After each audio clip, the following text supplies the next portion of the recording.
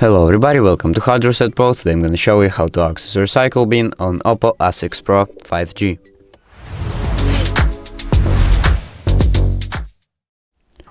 So basically, to access a recycle bin, open up your files and click on this button right here with the swiper. Here you can check the storage and clean your cache junk.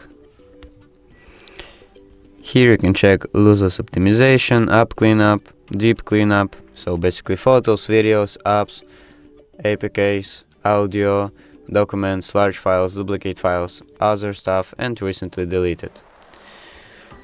So basically that's it. That's how you access a recycle bin on your OPPO A6 Pro. So thank you for watching and subscribe for more.